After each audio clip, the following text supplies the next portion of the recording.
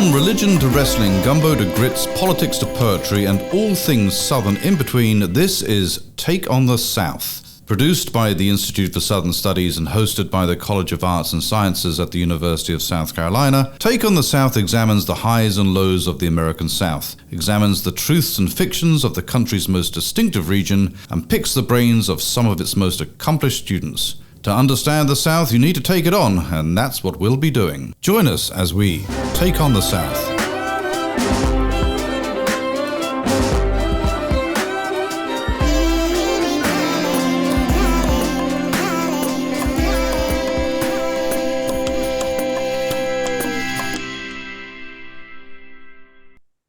Hi, listeners. Welcome to Take on the South, the podcast of the University of South Carolina's Institute for Southern Studies.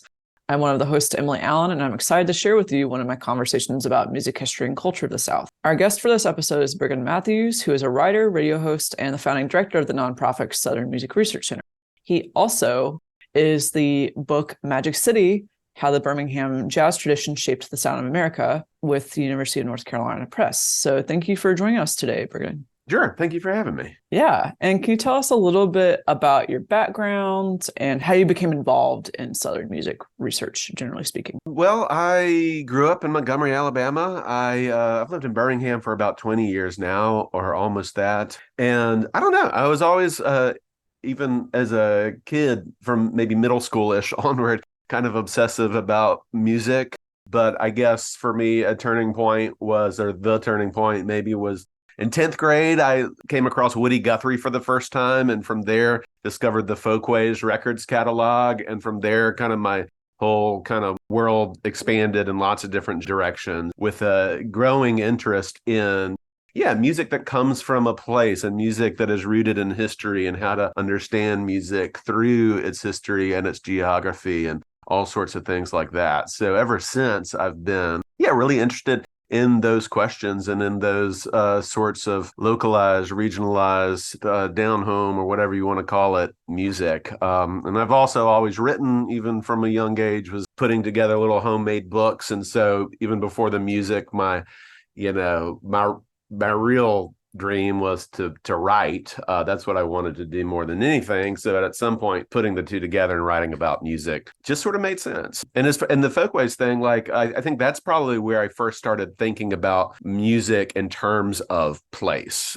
Questions that have fueled me ever since. Like, we'll talk about Birmingham jazz today. Like, why is it that this particular city had a particular tradition, and what about that tradition is different than the jazz traditions from another city? Or what is it about Muscle Shoals, Alabama, that created such a unique and distinctive musical moment, different than other musical places and moments? Sumter County, Alabama, where this woman, Ruby Pickens Tart, and John and Alan Lomax spent so much time documenting a really unique musical culture. So that, to me, is like what excites me the most probably about music, is finding those places where there is a really specific and unique connection between place and its people and the music that they create. Yeah, that's really cool. And I think that's really cool that you're engaged with the community from where you come. And I think it's really cool. I always ask people this kind of stuff because I think it's really important to consider sort of like the personal connection to the topic. So I think that's really awesome that you bring that perspective to this project. And so kind of continuing a little bit here with your background, as you were just discussing, can you tell us a little bit too about your nonprofit, the Southern Music Research Center? So what collections does that center hold, and what are sort of your goals for the center? It sounds like it's kind of building on your interests that you were just telling us, but tell us a little bit more about the organization. Sure. Yeah, it's a very new organization. Southern Music Research Center is a nonprofit based here in Birmingham and founded just in the last year or so. We went public as recently as this April, which is when we launched our website, which is really the center of the Southern Music Research Center. And that is an online, free, public, searchable archive of oral history recordings, interviews and transcripts, rare photographs, kind of lost and found rescued recordings, ephemera, all sorts of materials related to all sorts of music traditions and histories and communities across the South. Yeah, that's a brief overview, but what's online now, if you go to southernmusicresearch.org, that's where you can browse the collections. That is growing all the time. A lot of my own research materials from the 12 plus years that I've been working on this Magic City book are there. So there's a lot of Birmingham jazz material on the site. Another collection I've just been working on the last few days is the Johnson family, this great string band from Sand Mountain, Alabama, that in the 1950s, they had a decades running career as a musical family, but in the 1950s, they were very popular broadcasters from Sand Mountain, Alabama, and the family has provided to our archive a lot of those original radio broadcasts. So you can hear them, you can read the transcripts, like the scripts for a lot of their radio shows, see photographs and other material like that. We've got an enormous and wonderful collection from Beech Mountain, North Carolina, which was another one of these communities that has its own like very unique and distinctive musical history and community tradition. It's a massive collection that we've worked on in collaboration with the North Carolina Folklife Institute to make this material available. Video footage from the community, hours upon hours. I can't tell you off the top of my head how many hours of ballad singing and fiddle and banjo playing and buck dancing along with the music, as well as a wealth of photographs. So a lot of material from the Jack Guy collection of Beech Mountain material. We've got Gipp's Place, a beloved juke joint in Bessemer, Alabama. A lot of recordings that were donated to us. Yeah, live music from the stage at Gipp's Place over the years. So off the top of my head, those are a few of them, but it's growing all the time. One of our real missions is to document sort of the music of quote unquote everyday life. So we have this collection of Alabama music photos, quote, music in everyday life. And, you know, it's marching bands and church choirs and families gathered around the piano, prison bands. You know, a lot of what the real goal of the Southern Music Research Center is not necessarily to provide more information about some of the already famous, legendary, iconic Southern musicians that we all know and love already, but to really reflect the many ways in which music just informs the fabric of all of our lives, no matter who we are.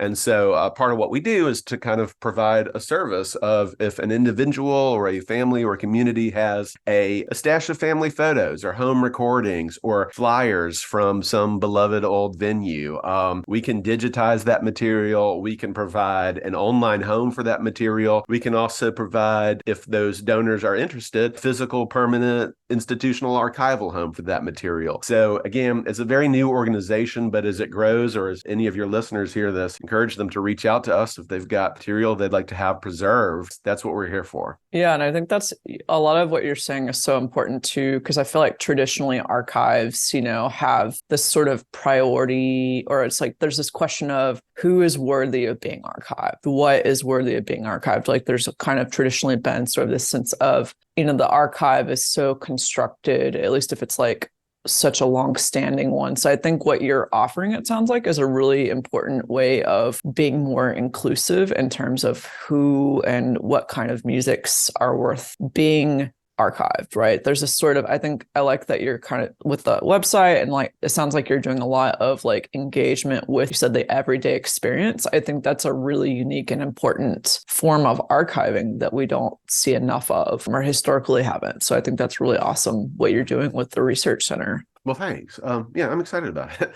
And part of our goal from the beginning is to create a space where all these musical expressions can exist side by side by side. A lot of music traditions that normally you don't see in conversation with each other. So that we've got bluegrass and hip hop and jazz and punk rock and, you know, Southern Baptist hymn singing. And as I mentioned, just, you know, family gatherings, you know, all of that as part of the same universe. And so it's arranged by collection so that there's an organization as you visit the site, but it's an inclusive space for all these forms of experience and expression. Yeah. And I see how, like you're getting at, it's really cool because it's so complementary to your book too, in so many ways. Like you said, obviously in a literal sense, a lot of the source material that you were talking about, you worked with is there, but it sounds like too that I think a lot of the work that you're doing of highlighting stuff that people wouldn't have been aware of otherwise, like, talking about this local scene in Birmingham that people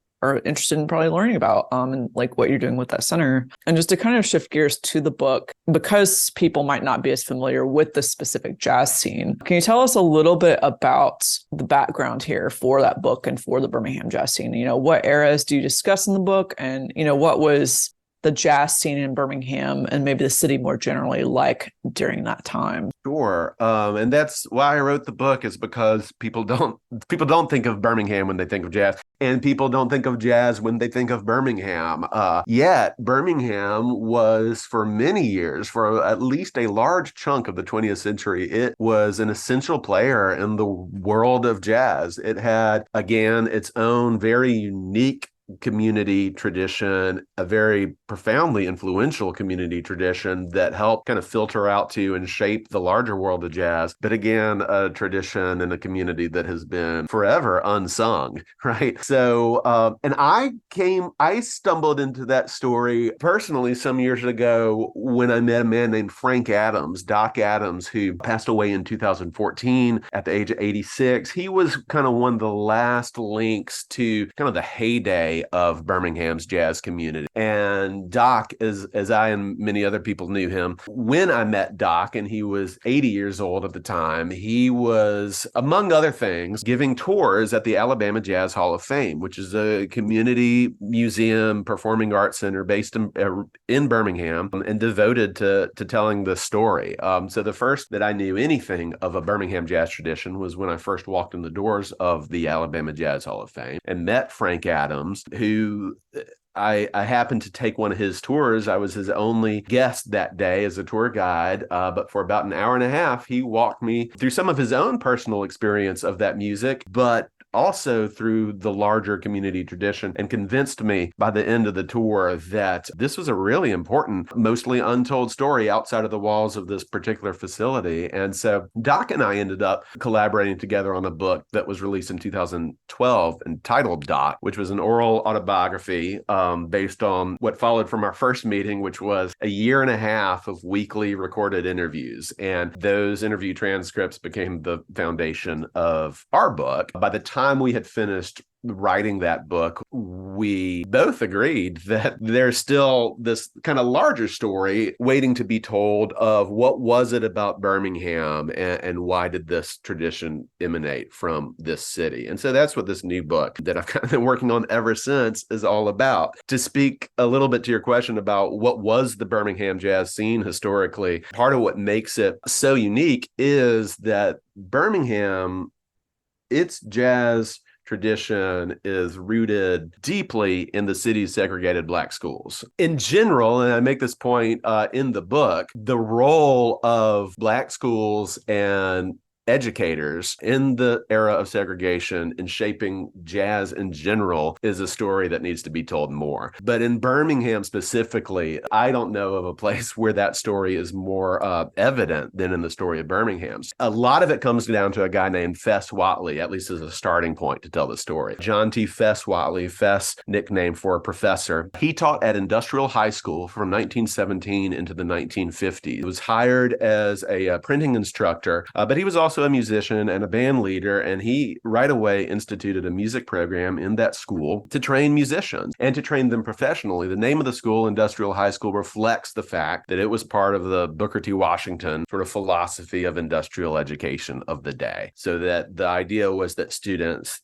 these African-American students, would specialize in some sort of manual trade, often a very sort of menial industrial trade, some blue-collar profession that they could do with their hands. And half of their day would be spent learning that trade. It could be carpentry, printing, which Fess Watley was hired to teach. It was kind of segregated by gender, so girls took classes in sewing or in cooking. But you had your discipline, and you spent half of your day learning that trade. You spent half of your day also in the core what we think of as the core classes of math and English, et cetera, and industrial, which later became Parker High School, took a great deal of pride in the quality of that instruction as well. But half of the day was spent in these industrial trades. And what Fess did, which was pretty revolutionary, was to say music can be an industrial discipline. It's something that students can do with their hands, that like literally play a horn, or drums, whatever, with their hands, that will ensure them, with the right training, employment after graduation. And so in the city of Birmingham, as a lot of these students' peers were graduating from high school and either following whatever industrial trade of printing or shoe repair or whatever, or going into the local mills and mines, Fez Whatley students were graduating from high school, putting on tuxedos and going straight into the bands of Duke Ellington and Cab Calloway and Count Basie, and on and on and on. By the early 20s, this was already happening. Fess's musicians were going out kind of into the larger world of jazz, really, as jazz was just even becoming a thing. And for decades, they were helping shape it. Often kind of behind the scenes, a lot of the names of Birmingham jazz musicians are musicians whose names you might not recognize, although there's a few exceptions to that, which we can talk about. But there was a massive army of musicians populating the sidelines of every band you've ever heard of from the jazz tradition, from, as Haywood Henry, one of those musicians, said, from Duke Ellington on down. A few of them, I mean, more than a few, some of the musicians stayed in Birmingham, helping fuel a tradition at home as well. And most of Fess Whatley's products who stayed in town became teachers themselves. And if they were musicians, worked on the side to play music on nights and on weekends. Wow, that's awesome to see just kind of so many generations. I don't know, it shows the importance there of that mentorship. You know, the fact that he was the professor of Fess, you know, shows that kind of status. Absolutely. And I should say too that, I mean, part of, obviously the book will go into a lot more detail about this, but part of what was so legendary about Fess is that he was famous as a disciplinarian. There are like tall tales. I mean, he was larger than life as a disciplinarian, but the core of his training was reading music, sight reading the most, and playing upon demand the most complex score, whatever genre of music that might be. That was the heart of his training. And I think today when people think jazz, a lot of people think, oh, well, you know, improvisation and experimentation and all that sort of thing. But that only comes, you know, after the foundation. And Birmingham musicians were so steeped in that foundation of reading, so that many of them were also writers and arrangers, composers of music. Fess's kind of rise coincided with the rise of swing music. So as the big bands became a thing, his students were in high demand because truly the nation's top band leaders,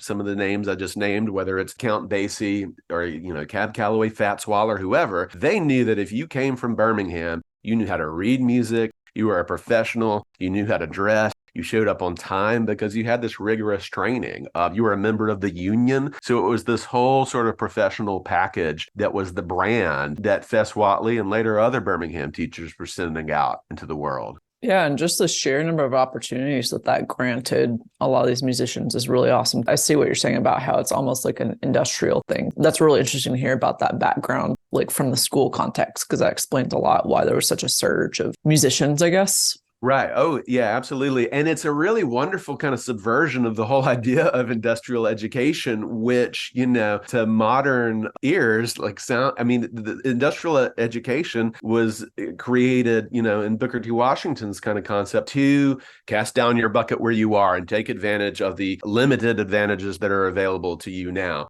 However, and to prepare those students for the world that was their real world. However, at the same time, that world was a world of keeping those students after graduation in a very specific place in society. They weren't expected to go to college. They weren't expected to become doctors, lawyers, whatever. They were expected to work in these subservient positions, so that they were, girls were spending half their day learning how to be domestic workers. And yet Fess Whatley takes that model, and again, his students are becoming celebrities and they're traveling the world and their names are on, you know, marquees in, you know, New York and Chicago. And so it's wholeheartedly part of that industrial tradition, but it's a spin on that tradition that you don't encounter a lot in history of public education and segregated public education. Yeah, that's really interesting. And I know that at one point too, you kind of discussed sort of an offshoot from a different educational context, Alabama State University, right? You mentioned the orchestra, the collegians, and then later how that developed into the Hawkins Orchestra. Can you tell us the significance of the collegians and the orchestra? Yeah, absolutely. It's such a good story, honestly. One band that came out of Birmingham was the Erskine Hawkins Orchestra. That entire band, eventually they would add some members from other places, but the core of that band, they were all from Birmingham, either students of Fess Whatley or students of another teacher, Fess Whatley's teacher, a guy named Sam High C. Foster, who taught the band at Tuggle Institute, another school. But yeah, these guys all grew up together and they all ended up at Alabama State in Montgomery, and started a band there called the Bama State Collegians. It was the first jazz band on campus, and it was quickly, for context, the Bama State Collegians was started in, 1928 or 1929 by a kind of first wave of musicians from Birmingham, and quickly latched on to by the college president, a guy named H. Council Trenholm. It was the beginnings of the Great Depression.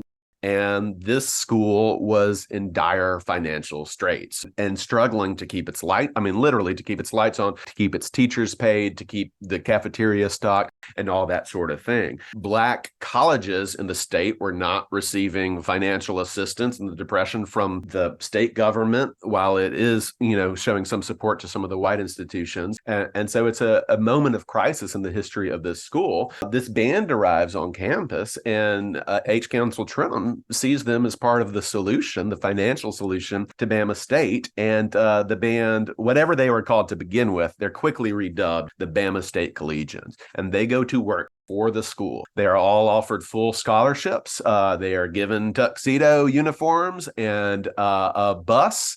And they go around the state and ultimately around the region and even the country, essentially raising funds for Bama State, getting the name out of Bama State, recruiting new students to Bama State. All of their dances, all of their concerts, all of their shows, the money from those events are coming right back to Bama State. And as many of those musicians would say over the years, they really played a vital role in keeping the college afloat. It was such a success that within a few years, there are three bands, the Bama State Collegians, the Bama State Revelers, and the Bama State Cavaliers. And it's kind of like a three-tiered system. It's kind of like the Revelers are the JV, the junior varsity, to the Collegians varsity. So as some Collegians either graduate or sometimes leave college to take professional gigs with touring bands, the Revelers would kind of move into their positions and the Cavaliers would take the Reveler. So it's a whole kind of farming system, and it's pretty incredible. What ultimately happens is that in 1934, the Bama State Collegians are widely regarded like as the top jazz band, hot jazz dance band in the Southeast. And they're barely making it to class. Remember, they're still students.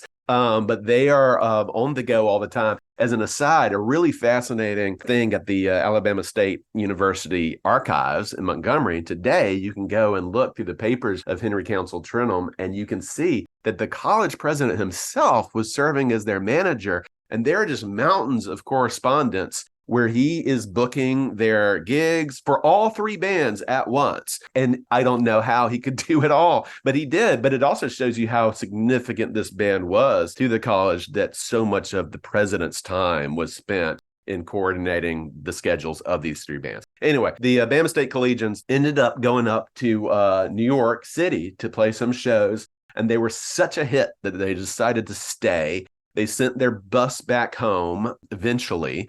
There was some controversy, as I understand it, around that, but they just stayed in New York. And eventually they became the Erskine Hawkins Orchestra. They became one of the top dance bands of the day. They had a major hit with Tuxedo Junction, which was an homage to a place in Birmingham called Tuxedo Junction, where they'd grown up, which was a very popular dance spot. Yeah, the rest is history, I guess. The book does spend a fair amount of time because the Erskine Hawkins Band became the fullest embodiment of the Birmingham jazz tradition. And they loved Birmingham. They named Tuxedo Junction for the scene that shaped them. They came home to Birmingham as often as they could to play shows, and they were wholeheartedly hometown heroes and helped inspire new generations. So Doc Adams, who I mentioned before, Erskine Hawkins was born in 1914. Doc was born in 1928. So he's a little bit younger, but these were the guys that guys like Doc was looking up to and emulating and seeing as, here's another, as Sun Ra would say, another mode of existence. Like they're major role models back home and very successful throughout their long career. Yeah, it's interesting to hear that trajectory that you spelled out for us. It's like we still see, like you were saying, the influence of Fest, but then we start seeing like institutionalization of jazz, like higher education. So we still see kind of this like interesting like educational experiences that fed into them. And it sounds like that was really important too for the group becoming like jazz being accepted on a college campus, kind of, I guess, as like a face of an institution. Like I feel like that was pretty progressive, I feel like, for that time. I'm really glad you said that because Frank Adams, Doc Adams, for example, when he went to Howard University in 1945, he started that college's first band, he was one of the members of that college's first band, the Howard Swing Masters, and some very notable musicians came out of that band. Including Benny Golson, who's still with us and a much celebrated musician. Doc would talk about, and Benny Golson has talked about, the Howard Swing Masters had to kind of be an underground band because jazz was frowned upon by the powers that be of the college. Gradually, it was accepted. And can you imagine, like today, like Howard suppressing its jazz band? That is very different, that mentality from, we'll consider Washington, D.C., the North, the mentality there versus at Bama State, where this wholehearted embrace before 1930, of jazz as an economic vehicle and a way of life. Yeah, that's really interesting case study, I think, to contrast there. So I appreciate you clarifying that. And again, it's really cool that we see, again, like you're saying, like these tinges of Birmingham, like that made national presence, like that song Tuxedo Junction you were talking about. Like people, I'm sure, have heard that through like Glenn Miller or whoever, but again, like you were saying before, people may not always associate that with Birmingham. So it's really cool to see how you're tracing these threads, like these circuits that start in Birmingham, but kind of go in a national level. And that's the thing. And that's that people don't know that Birmingham is beneath the surface of these things that we do know about jazz and popular music and popular culture. And just to linger on Tuxedo Junction for a second. So Erskine Hawkins, his group wrote and recorded that in 1939. Right away, it was covered, you mentioned, by Glenn Miller. It became a huge hit. America went to war. And during the Second World War, Tuxedo Junction became like a kind of national anthem. Lyrics were quickly added to it. It was an instrumental composition at first, but lyrics were very quickly added to it. The Hawkins Orchestra collaborated with the lyricist, and it's all about Birmingham, way down south in Alabama. South in Birmingham. There's a place where people go to dance the night away. It talks about want to go right back where I belong. And for the Erskine Hawkins band, like that is very specifically about Birmingham, Alabama, in a very literal place called Tuxedo Junction. Band members talked about being homesick and that being sort of at the core of the song. But in an America at war with the Glenn Miller Orchestra and the Andrews Sisters and everybody imaginable recording their own versions of that tune, it became this kind of anthem to the idea of home. Like, want to go right back where I belong, spoke to the entire country. And so, this thing that is really about Birmingham and home in a really literal sense becomes about home in a way that works for anyone, white, black, regional, wherever. And that's part of what I think is so amazing about that song. When you discuss that in the book, I hadn't thought about that kind of reception. So I see there's kind of these waves of influence between Birmingham and the national level. I think that you're really highlighting here that is really awesome in that sense, and sort of like counters the idea of like Southern exceptionalism and regionalism in some ways, while still also reflecting like local level. So that's really cool. And there was another person too, again, kind of sticking with the sort of relationship between local and national. You mentioned Sun Ra a few minutes ago. Local, national, and intergalactic. Yes, absolutely. Tell us a little bit about how his relationship to home in Birmingham and how he played with that in his national career and stuff. Yeah, absolutely. So Sun Ra, all his life, said that he had come from outer space. And a lot of fans and followers, of which he has many, Sun Ra becomes more popular every year. It's almost as if a lot of his fans, followers, etc., kind of took him at his word that if he didn't come from outer space, at least he came from nowhere, because there was nothing like him in the history of the world. And Sun Ra was extremely effective in kind of building this mythology. That it's kind of easy to believe sometimes that there's no other way to explain this person than he can't have come from here. But in fact, Sun Ra, I still hesitate to use the word born, was born in Birmingham. His word was arrived. He arrived in Birmingham, and he didn't disavow Birmingham in that way, but he said that he arrived in Birmingham from outer space, and he departed from Birmingham back into the cosmos in 1993. So Sun Ra, for maybe listeners who don't know, I mean, first impressions that some people might have of Sun Ra is they see this man in capes and these sort of extravagant and outlandish homemade sort of headpieces, these costumes that embody both science fiction, outer space, and ancient Egypt mythology. A lot of people see that and think this is gimmicky or whatever it is, but it was in fact much deeper than that. Sun Ra was ultimately, his reputation as this kind of hero of the avant-garde, very experimental in his music. But any fan of Sun Ra knows that his music, despite that experimentation and despite like pushing the boundaries of jazz, or I mean, even genre descriptions are basically irrelevant to Sun Ra. Despite all of that, he is wholeheartedly rooted in the long tradition of jazz and blues and Black American music. And he was very upfront about that. And so a live Sun Ra performance. And if you see his band today, the orchestra, which continues without him in his memory, they will transition pretty seamlessly from the most kind of futuristic way out expressions into the most like swinging Fletcher Henderson style, like old school jazz language and tradition. But beyond Sun Ra's rootedness in the tradition of jazz, part of what the goal of this book as it concerns Sun Ra is to explore the ways in which he very much was a product of Birmingham. And that is something that he spoke about in interviews over the years, even if it was often sort of encased in mythological and metaphoric language. He did speak concretely also about the Birmingham influence. He was a student of Fess Whatley's. Fess Whatley sponsored Sun Ra's first tours as a band leader. The book mentions Sun Ra's performances at the Sunset Casino in Atlanta in the early 1930s. Where when the Bama State Collegians leave the South for New York, Sun Ra, who at that time is Sonny Blunt is regarded, or at least he presents himself as now the South's hottest dance band, now that the Collegians are out of the picture. It's really interesting to me how the parallels between Sun Ra and Erskine Hawkins, both arriving or being born in Birmingham in 1914, both departing in 1993, both growing up very much in the same musical environment, attending some of the same schools, playing the same venues, playing with some of the same musicians. Sun Ra was friends growing up and collaborators with future members of the Erskine Hawkins Orchestra. And yeah, very much rooted. I guess one thing, a key piece of all of this that we haven't mentioned yet, and something that Sun Ra spoke about a fair amount in interviews that made Birmingham distinctive in his perception, was the places in which jazz was performed in Birmingham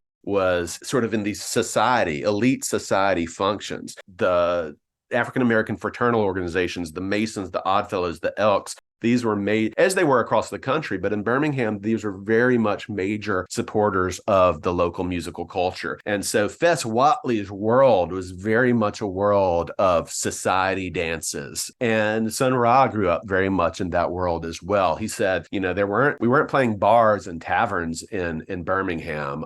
We were playing for like the social elite, the Black middle class in the city. And his life, it's interesting. Sun Ra's band is the orchestra. It went by many names: the Intergalactic Orchestra, the Omniverse Orchestra, et cetera, et cetera. But orchestra is just a play on orchestra. And Sun Ra continued the tradition of the big band long after big bands had kind of faded out in popularity. So that's another, piece of his rootedness in this tradition, taking it to new places, but never abandoning the roots of where he came from. It's really awesome to hear. I appreciate you providing that additional context too about like kind of some of the venues too that he and some of the other local folks in Birmingham where they were performing and whatnot. So I think that also helps kind of paint the picture a little bit. Just to kind of zoom out a little bit as well, just to again provide some additional context here. So far we've been mostly talking about like a lot of the male jazz musicians, but of course I think you mentioned at the beginning like some female like industrial training they would be doing as well. But in terms terms of music as an industry, in terms of women in this jazz industry that we see here in Birmingham, what kind of roles do we see women doing? Are there any kind of big names in terms of women being represented in this scene? Yeah, that is a great question. And, I heard myself earlier saying that these guys were watching these guys. And I thought, we need to come back to this because I'm not deliberately using exclusive language. It happened to be an exclusive culture. And the book does get into that, the ways in which this was a male culture. This was the bands presented a model of sort of masculine identity and success and sophistication and all of this in ways that deliberately excluded women. That's not unique to Birmingham, of course, and it's not unique to jazz, but it's very interesting the ways in which that played out in Birmingham. Fess Whatley did not allow girls in his bands. As you were alluding a second ago, the curricula at Industrial High School was, there were certain courses and paths for girls, certain paths for boys, and there were no girls in Fess Whatley's band, nor in his professional band. And I should make that distinction that as he developed these school bands, he also had his own local professional bands that were hugely popular in town for years. But even in those bands, those were male bands, with an important exception. There was a woman named Mary Alice Clark who was a pianist, a vibraphonist, accordion player, and she played with Fess's bands for a number of years. Really, her instrument, the vibraphone, gave one of his bands, Fess Whatley's Vibra Cathedral Orchestra, its name. So she's a kind of unique exception, but it's worth noting too, well, for one thing, that alongside that, Mary Alice Clark was the director of music at the famous and prestigious 16th Street Baptist Church for many years.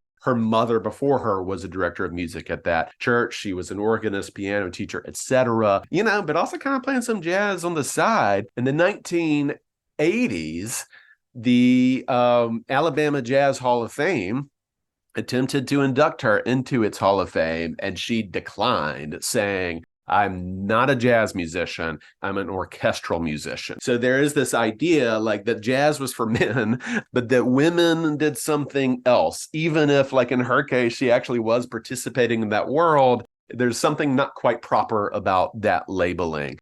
Another great example of this, I think, is the Lowe family. J.L. Lowe was a saxophone player, an educator who eventually developed the Alabama Jazz Hall of Fame. His brother Sammy Lowe was a longtime member of the Erskine Hawkins Orchestra, a very successful musician even beyond that. Their sister Letha Lowe was also a very accomplished musician, but when she was a young girl, their mother told her to stop playing the clarinet because girls look ugly when they play a horn. And so, it was embedded in the culture that this is a male music. What Letha did instead, though, was she became an influential locally piano teacher. There was a whole running parallel to the Birmingham jazz tradition. There was a woman-driven and woman-centered piano tradition rooted in classical music and sacred music. There are multiple independent female-run music schools that taught piano primarily. Letha Lowe was part of that. Mary Alice Clark was part of that, etc. So there was a musical outlet. They were just sort of two separate sorts of worlds. The book spends a fair amount of time with a woman named Ethel Harper, who kind of really, I think, illustrates the tensions of all of that, because she was interested in a career in the jazz world, not even as an instrumentalist, but as a singer. Those were the two entry points for women, not only in Birmingham, but anywhere in the country in the jazz world, vocalist and pianist, right? And so Ethel Harper, for a brief period in the 30s, she directed a band called Ethel Harper's Rhythm Boys, which was her fronting a band of then current industrial high school students. Not so different than what Fess Whatley was doing. But the school board told Ethel Harper, and apparently people were kind of gossiping about this, like, that is not appropriate for you, this attractive woman in an evening gown, to be on stage in the front with a bunch of high school boys. So they told her, you have to stop, or you have to choose. So she left Birmingham, and interestingly enough, she left that band, the Rhythm Boys, in the hands of one of the students, Sun Ra, Sonny Blunt. One of his first bands became, directing that band after she left. But she went up to New York and had some success as a vocalist with various groups, but a lot of challenges as well. And as the book explores, like by the 1950s, Ethel Harper's kind of the only real substantive running gig that she could find was performing as a quote unquote living Aunt Jemima, working for the Quaker Oats Company, touring all over the country, talking about nutrition and pancakes and singing as Aunt Jemima, which is a very different image. And the book even has two images side by side of her in her Aunt Jemima gear and her in she's on the book's cover as well in this way, in the ballroom and the dressings and the gowns that she really loved, performing as a vocalist and as Ethel Harper, not as Aunt Jemima. So making it in this world as a woman was a very complicated thing. And I think her story does help illustrate that. Thank you for providing some context. And definitely, that was not exclusive to Birmingham, but I think it's interesting to hear from the ground up, from like we were talking about, like education to professionalization, like those kind of tensions in play that would happen sometimes. I also wanted to open up the floor to you. Is there anything else about the book that you wanted to, or like the scene that we're discussing, that you wanted to share with our listeners that we haven't already touched on? I guess maybe really briefly, it's worth pointing out a couple of other personalities that run through the book. Your jazz fan listeners will know the name Joe Jones, maybe. A lot of non-jazz fans will know the sound of Joe Jones's drums, even if they've never thought of it. He was a guy who, his work with the Count Basie Orchestra really revolutionized the sound and the pulse and the shimmer of swing music. Listen to Count Basie's early or some of his later recordings with his world-famous rhythm section, and Joe Jones is at the heart of that. But a lot of people don't know, even those who know his sound, don't know that he grew up in Birmingham and kind of rejected the Fess Whatley kind of tradition. Like, he did not want to learn how to read music, but what he did was hang out at the movie theaters in the days of the silent films when the music was provided by a drummer. Sometimes a fiddle player or some other musicians as well, but the drummer was the heart of it. And Joe Jones learned there from a guy named Wilson Driver how to do all kinds of tricks that remained in his drumming repertoire throughout his life. And from Joe Jones, kind of went out into the Western world of jazz, really regarded as one of the essential drummers in the history of the music. Another guy who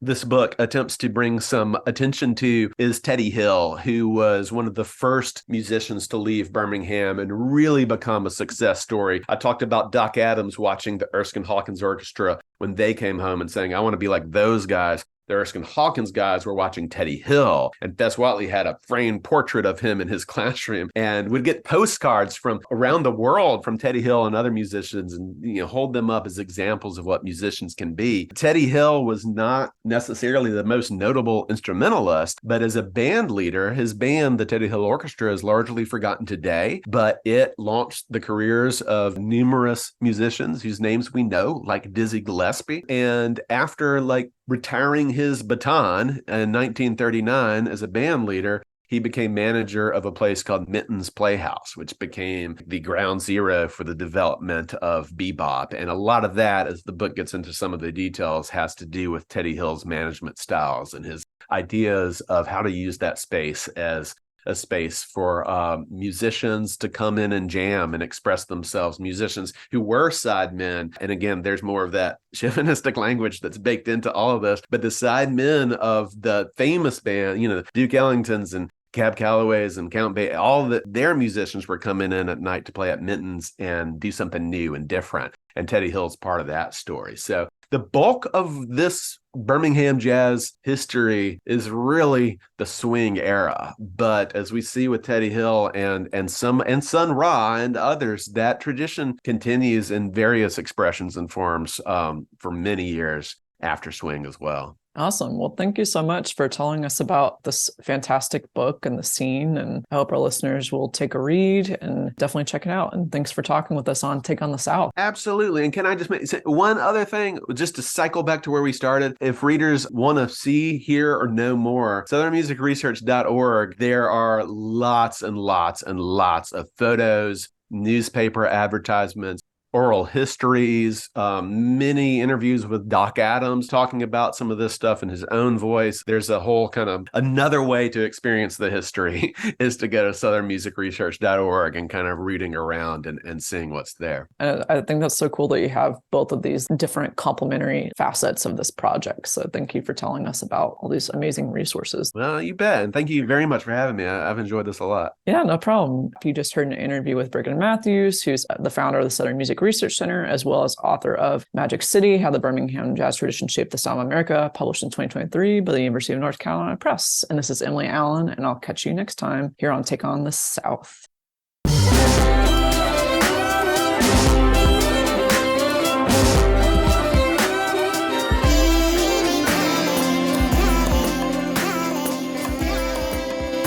That was our Take on the South. Let us know yours. Find us on Facebook, Twitter, and Instagram at U of SC South. Take on the South is produced by Matt Simmons of the Institute for Southern Studies. Special thanks to Professor Dave Garner of the University of South Carolina School of Music for composing our music. Tune in next time for another Take on the South.